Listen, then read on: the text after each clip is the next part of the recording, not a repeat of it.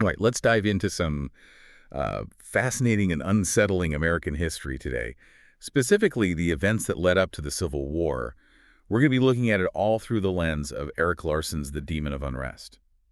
You know, it focuses on South Carolina and their, well, explosive role in how everything went down. One of the things I find so captivating about Larson's book is how he digs into the South's psyche, especially in South Carolina. Yeah. It's not just a retelling of events, you know. Right. He really unearths all these fears, motivations, even delusions that were kind of bubbling under the surface of this genteel society. It really makes you think, doesn't it? Like here's South Carolina, a state Larson describes as, well, primitive and in economic decline.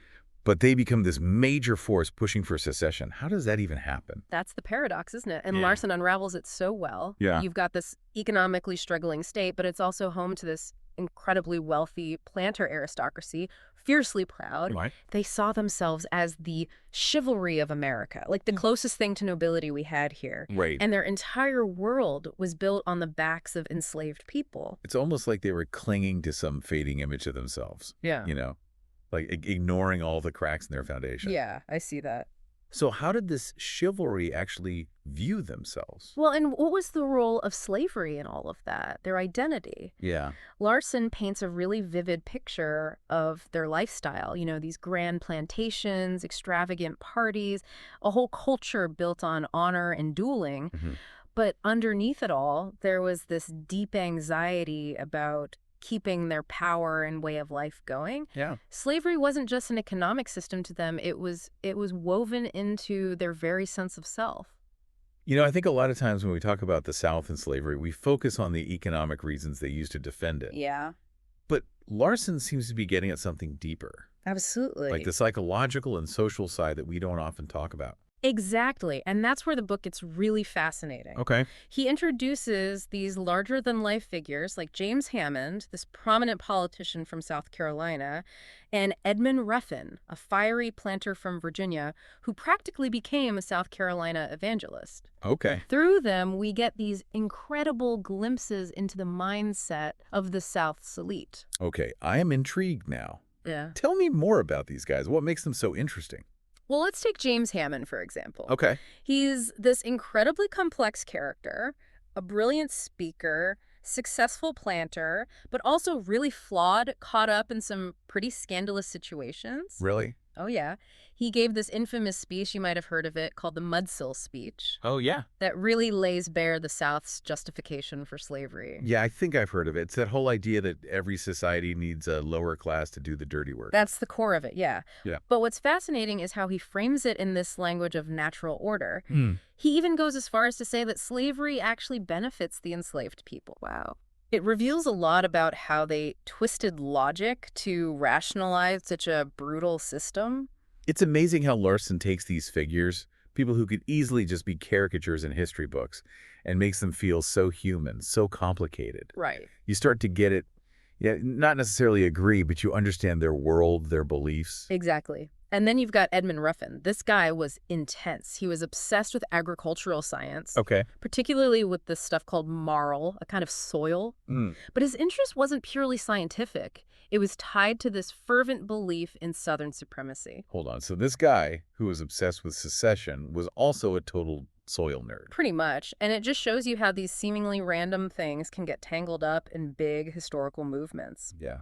Ruffin believed that the South's fertile soil, their agricultural success, was proof of their superiority, and that secession was the only way to protect that way of life. So we've got Hammond, this complex politician, and Ruffin, the passionate soil enthusiast who's all about secession. I'm already picturing some serious clashes between these two. Oh, there's so much more to it. Larson weaves their stories together brilliantly, showing how their paths crossed and ultimately converge at this pivotal moment in history. Yeah. But what really grips you is how he juxtaposes these huge personalities with everyday life in Charleston during this time. You mentioned earlier how Charleston was a major hub for the slave trade. Yeah. I can only imagine how disturbing that must be to read about in Larson's book. He doesn't sugarcoat it at all. He describes these slave auctions at Ryan's Mart where families were torn apart. Oh, wow. Children were sold like like objects. He even includes a flyer from that time advertising the sale of 235 enslaved people, listing them like inventory. Ugh, it's just heartbreaking. It is. And it really shatters that romanticized image of the Old South. Right. To see it built on the suffering of so many people. And it's happening alongside these grand social events, political debates. Exactly. And that contrast is what makes Larson's work so powerful. Yeah. He makes you confront this cognitive dissonance, this society that prized honor and chivalry while doing such barbaric things. It's almost like they were living in this bubble, completely oblivious to the storm that was coming. Or maybe they just chose not to see it. Yeah, Denial can be a powerful thing, absolutely. especially when your whole way of life is at stake. And speaking of denial, we can't forget about Uncle Tom's Cabin, published just a few years before all this. Oh, man. That book was like a bomb dropped right in the middle of the South, It was. exposing the brutality of slavery to a whole new audience. Hmm. And it really fueled the abolitionist movement. Absolutely. What was the South's reaction to that? Yeah. I'm guessing they weren't too happy.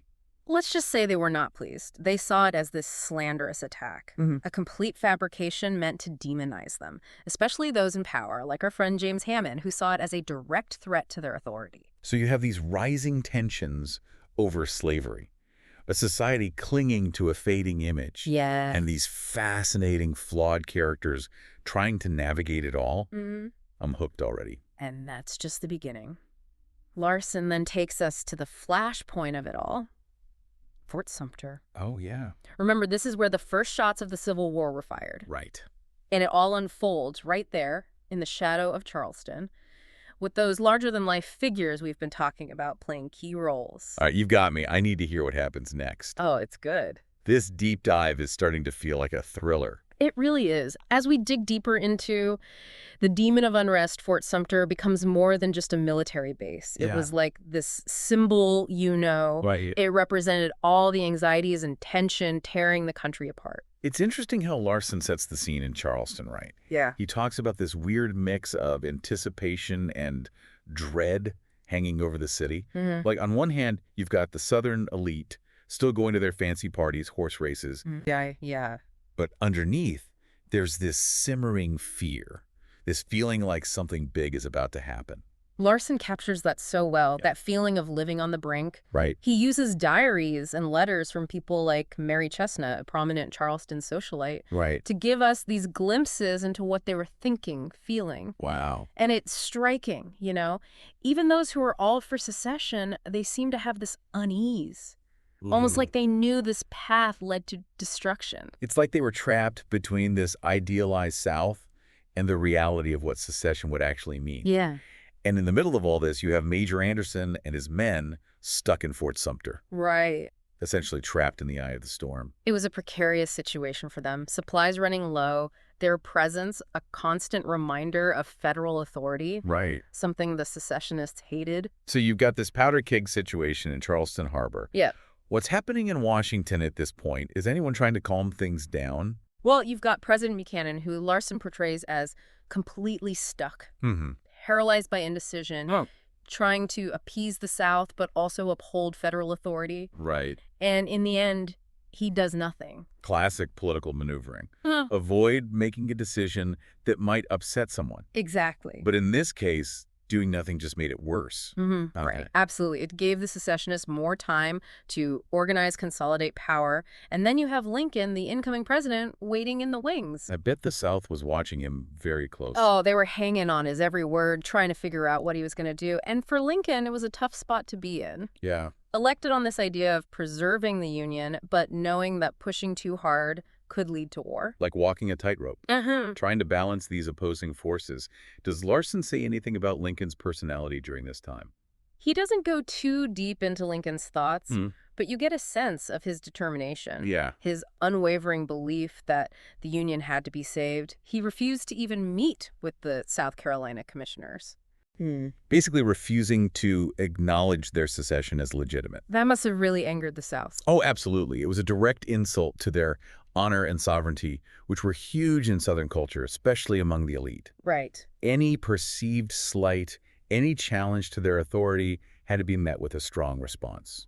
It's fascinating how these abstract concepts, like honor and sovereignty could actually shape history. It is, and Larson shows how these weren't just ideas, they were ingrained in the Southern way of thinking. Yeah. They shaped how people saw the world, how they reacted to things. So we have a president in Washington who's paralyzed, a defiant incoming president, Yeah.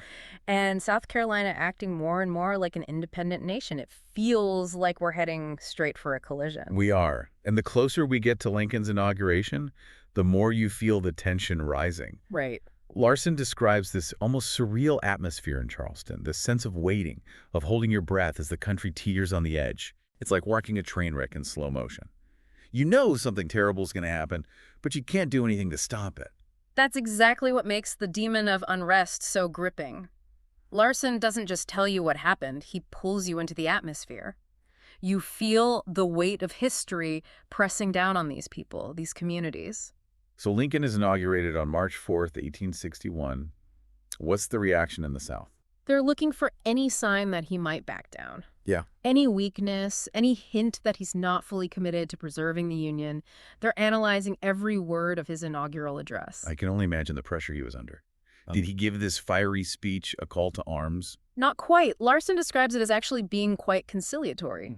He repeated his belief that secession was illegal, but he also appealed for peace, Right. saying he wanted to avoid bloodshed. So he's trying to strike that balance.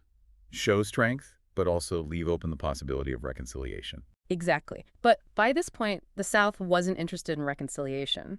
They saw Lincoln's refusal to compromise as a declaration of war, and they started to prepare for it.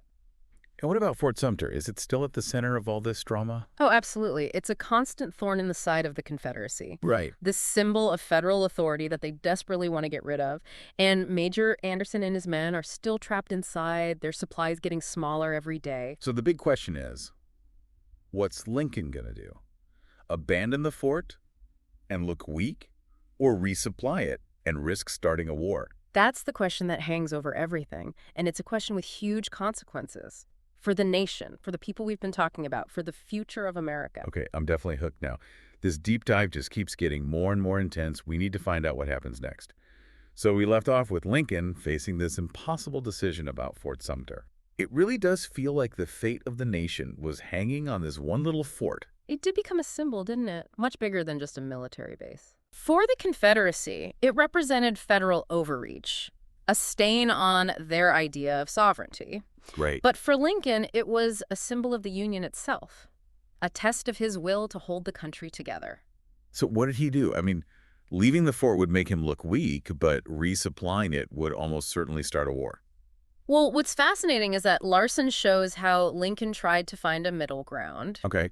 He decided to send supplies to Sumter, but no troops, no weapons, just provisions. It was a calculated risk, a way to assert federal control without, outright provoking the Confederacy. A smart move. So did it work? Did the Confederacy just let them resupply the fort? Well, he did inform them beforehand. Lincoln actually sent word to the governor of South Carolina, hoping to avoid a confrontation. But, you can imagine how that went over. I'm guessing the folks down in Charleston, especially the hotheads, weren't too pleased about that. Exactly. The Confederate leadership, guys like Edmund Ruffin, saw it as a direct challenge, an opportunity to finally strike a blow for their independence. Remember, Ruffin had been pushing for secession for years. Right. He even went down to Charleston, wanted to be there when things kicked off. So this guy is basically just waiting for a fight at this point. He believed it was inevitable, that war was the only way for the Confederacy to be seen as a real nation. And unfortunately, a lot of people in the South felt the same way. Wow. They saw Fort Sumter as this symbolic battleground, a place where the South could prove its strength. So what happened when the ships arrived? Did the Confederates actually attack? They did. April 12, 1861, Confederate batteries opened fire on Fort Sumter, bombarding it for over 34 hours. Oh, wow. That was the start of the Civil War. It's just mind-blowing to think that this one event, firing on a fort in Charleston Harbor, could spark a war that would kill hundreds of thousands of people. It really shows how fragile peace can be. Yeah. And how quickly things can unravel, especially when you have people like Edmund Ruffin around who are so eager to fight. Speaking of Ruffin, what happened to him after the war started? Oh, he was thrilled, bragged about firing one of the first shots at Fort Sumter. Wow. He remained a diehard supporter of the Confederacy all throughout the war, but as the South started losing, he became more and more disillusioned. It must have been devastating for him to see the cause he was so devoted to just fall apart. Absolutely. And when the Confederacy surrendered in 1865, he couldn't accept it. Yeah. Couldn't accept the defeat, the end of his beloved Southern way of life, and tragically, he took his own life. Wow. That's a really tragic end for a man who was so sure he was right. It just shows how deeply this conflict tore the nation apart, even within families and communities. Mm. What about James Hammond? What happened to him after the war began? Hammond, the wealthy planter and politician, he stayed a firm supporter of the Confederacy, but his political career was pretty much over. Yeah. He went back to his plantation and continued to defend slavery until his death in 1864. It's almost like both of these men were consumed by the very thing they had given their lives to. That's a pretty sobering thought. It is, and it reminds us that history is made by individuals, with all their complexities and contradictions. Larson really doesn't shy away from those complexities, does he? Not at all. He presents these figures with all their flaws, which just makes them even more fascinating. You might not agree with their choices, their beliefs, but you're drawn into their world. Right. You start to understand what shaped them. I think that's what makes the Demon of Unrest so powerful. It's not just about the facts of the Civil War. It's about the human drama that was unfolding at the same time. Exactly. And by understanding their motivations, their fears, their hopes even, we get a much deeper understanding of this crucial period in American history. Well, this has been a really incredible deep dive. I feel like I've learned so much, not just about the events leading up to the Civil War, but about the people who lived through it. Me too. Larson has a real talent for bringing history to life. It feels relevant and immediate, even though these events happened so long ago. Anyone who's interested in American history, or even just in how individuals can shape the course of events, should definitely read The Demon of Unrest. I agree. It's a book that'll stick with you long after you finish it. And that wraps up our deep dive into The Demon of Unrest. We hope you enjoyed joining us on this journey into pre-Civil War America. We'll see you next time for another fascinating exploration.